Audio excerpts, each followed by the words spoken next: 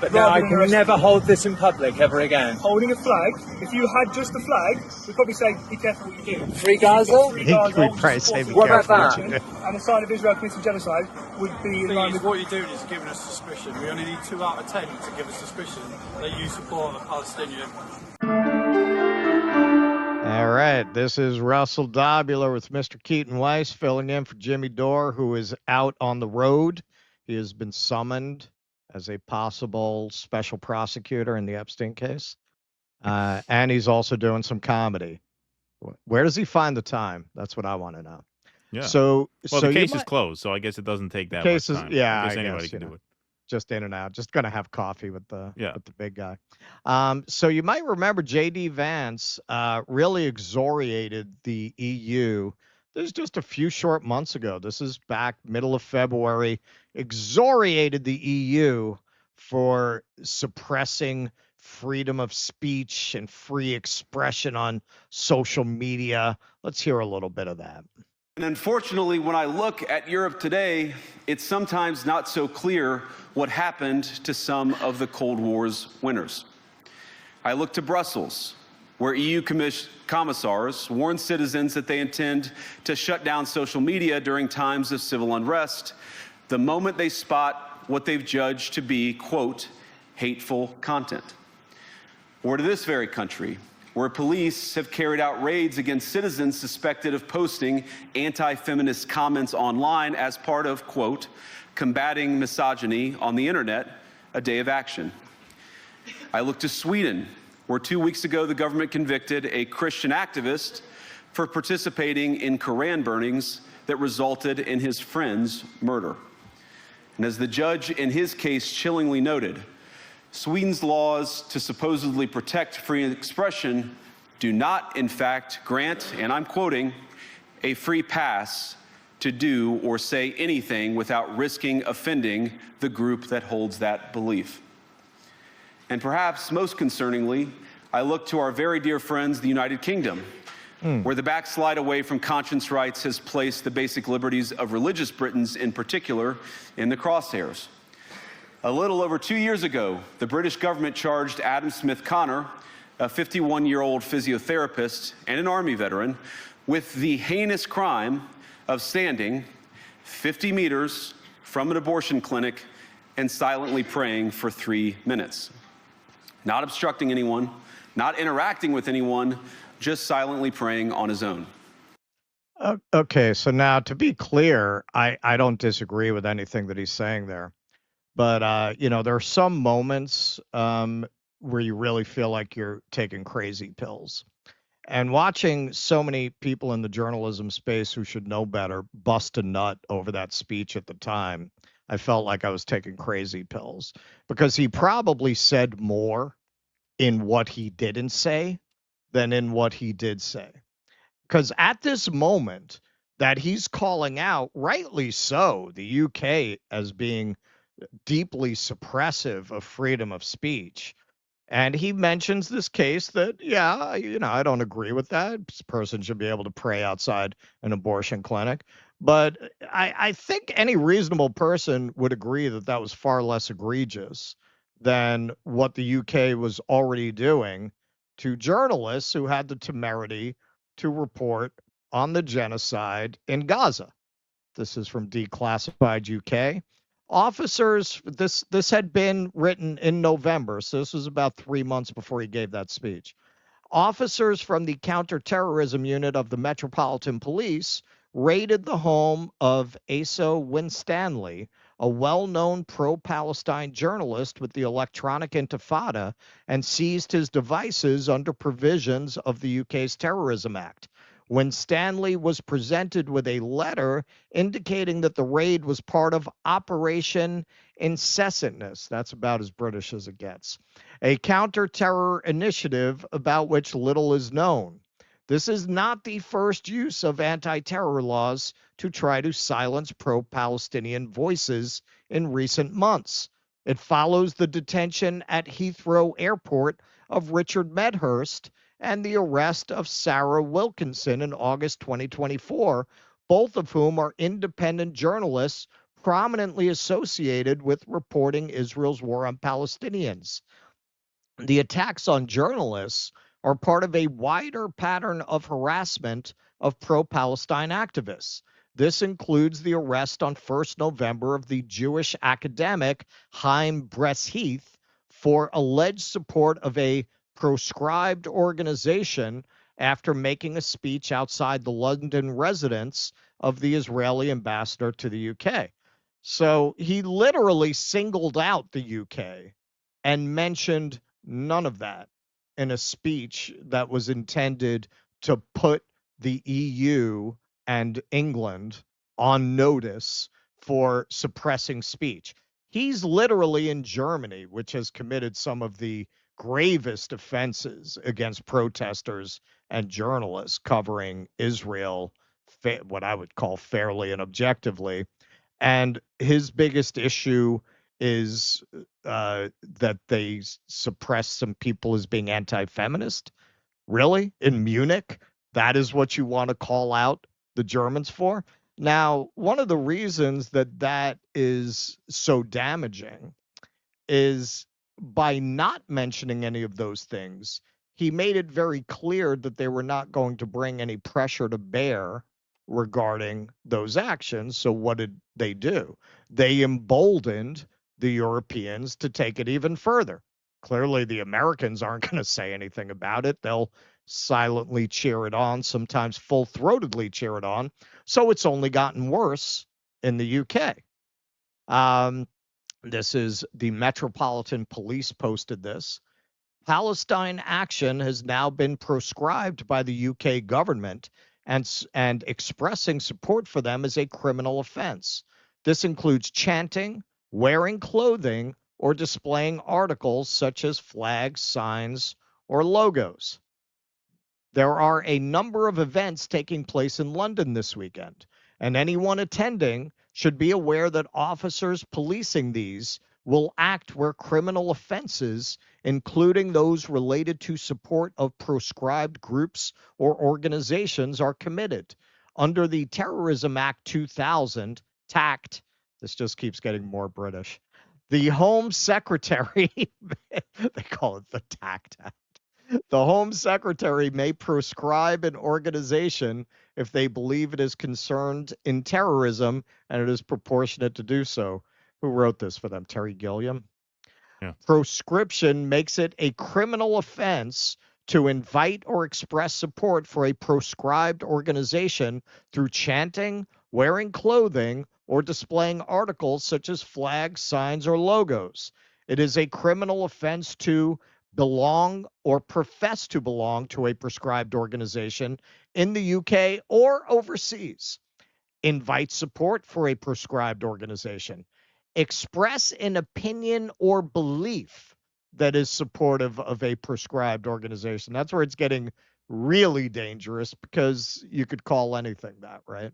Well, they say that about protesters all the time. They say they're terrorist sympathizers. You're expressing, right? Yeah, exactly. Arrange, manage, or assist in arranging or managing a meeting in the knowledge that the meeting is to support or further the activities of a proscribed organization or is to be addressed by a person who belongs or professes to. Wear clothing or carry or display articles in public in such a way or in such circumstances as to arouse reasonable suspicion that the individual is a member or supporter of a prescribed organization. And that's really where, like, sure, man, you're wearing a watermelon shirt, you're carrying a Palestine flag. That's it. You have a keffiyeh, yeah. Well, we have reasonable suspicion based on that. Publish an image of an item of clothing or other articles such as a flag or logo in the same circumstances. So now you put a Palestine flag in your social media profile. Now they have reasonable suspicion. Well, you really can't do any kind of serious journalism given that of course provision, not. Right? Because how can you report on things? Right. So this is some video of the outcome of this kind of a law. My intention is to wave this flag and keep Palestine in the public consciousness right now. So do you support any prescribed group? I do not support any prescribed group. I support a free Palestine and the end of genocide. Look at what his sign said. Israel is committing genocide. Doesn't say anything about any group that he belongs to. That's all the sign says. All right, this is for everybody at home. Just pause it for 1 second. Never tell a cop more than what they ask for, ever. When he says, do you support a prescribed group? You say, no, I don't. Don't tell them what you do. He didn't ask what you do, what you do support. Say, no, I do not. That is all you say. That is all you say. You do not volunteer what you believe, because that gives them the chance to interpret what you're saying to mean. Answer yes or no. That's it. Yep. Any lawyer will tell you, keep it simple. Yep. Would lead me to believe that you may be. Give me suspicion What? grounds to believe you could be. What suspicion? That I've got a sign that says Free Gaza, I'm holding a Palestinian flag, and I have a sign that says Israel is committing genocide. My colleagues explained the support of this, mentioning freedom of Gaza, Israel genocide, all of that. Yeah. It will come under prescribed groups, which are terror groups that have been dictated by the government, all right, which we have suspicion to suggest that you're supporting, based on your actions here in the city, with the flags and the posters you've got up, right?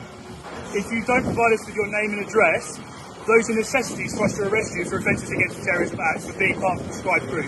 Express an opinion or belief that is supportive of a prescribed organisation. Now that you have done. But that's ridiculous. You could end up arresting half the country I'm for in the that. legislation. If you're found down the high street later on, you'll probably find yourself arrestable for that offence. Because you've been warned not to. So I can never do this again in Canterbury, in Kent. It's an offence.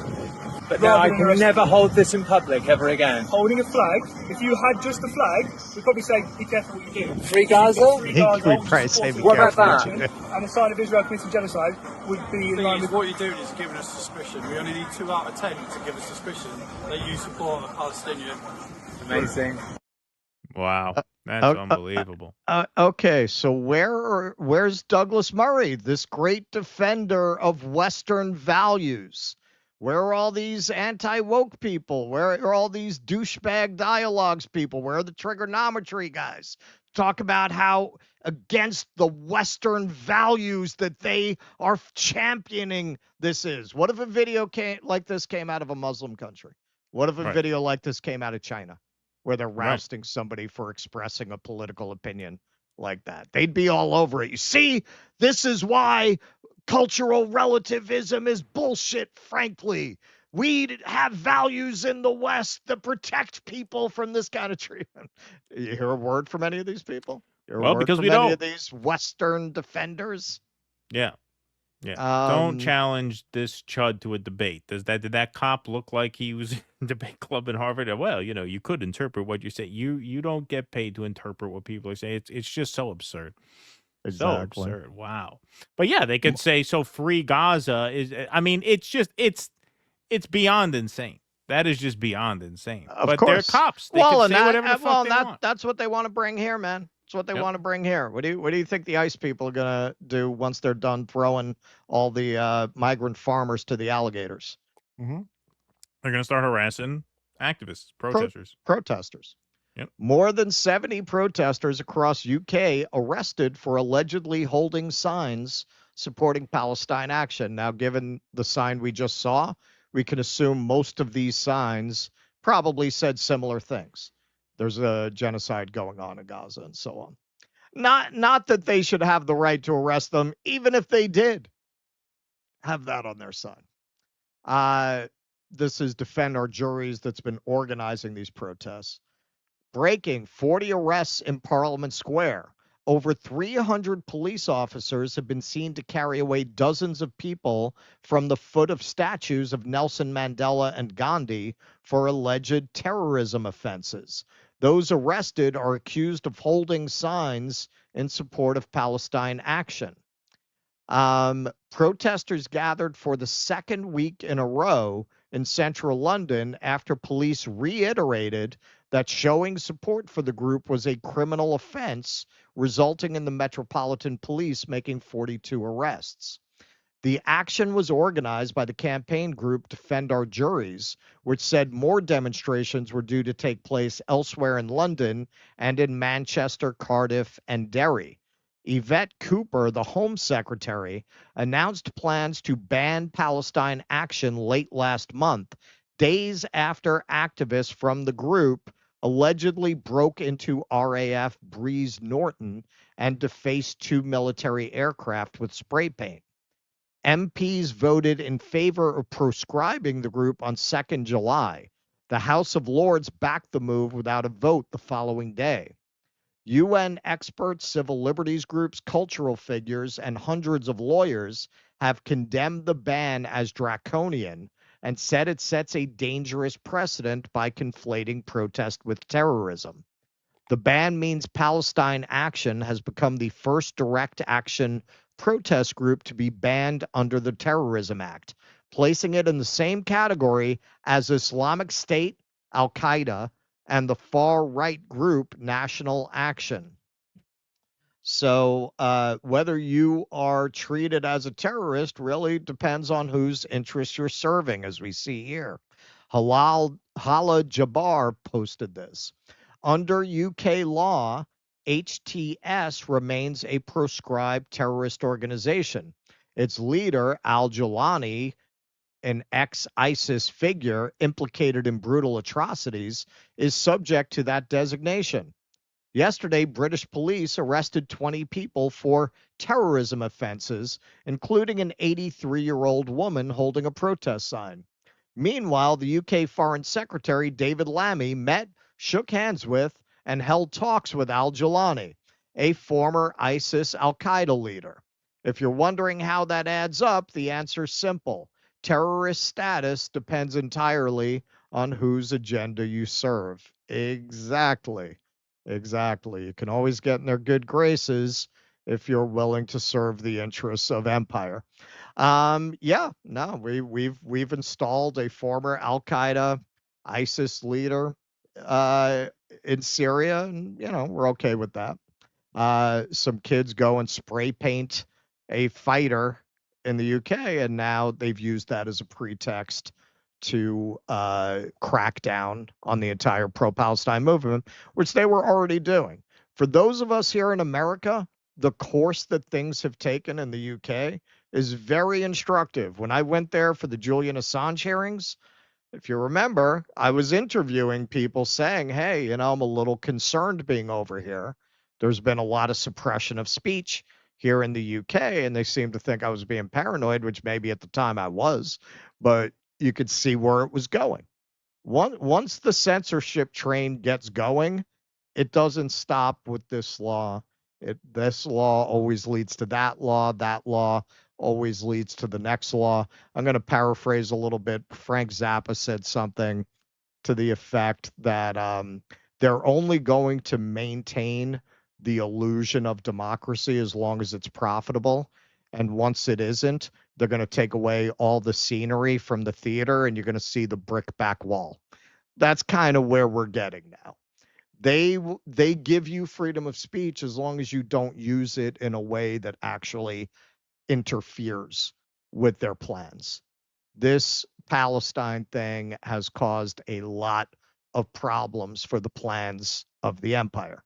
And now you're seeing the true face of the empire. Right now, they cannot have people shutting down their imperial project. As RFK said, RFK Jr., Israel is our aircraft carrier in the Middle East. That was always the Western interest in Israel. There's no moral aspect to it at all. It's a very oil-rich region, and Israel was always conceived as a client state long before it was established. The first Zionists were British aristocrats who liked the idea of A, getting the Jews out of England, and B, having a client state in the Middle East. That is the function that it continues to serve. That's why essentially so many people who are Christian Zionists, who are foaming at the mouth Zionists, are also anti-Semitic. A lot of people don't get the connection. There's a connection. Put the Jews there. Right, exactly. Hey, come see us on tour. We're going to be in Toronto, Red Bank, New Jersey, Northampton, Massachusetts, Concord, New Hampshire, Oxnard, California, Rutherford, New Jersey, New York, Edmonton, Calgary, and Vancouver. Go to jimmydore.com for a link for tickets.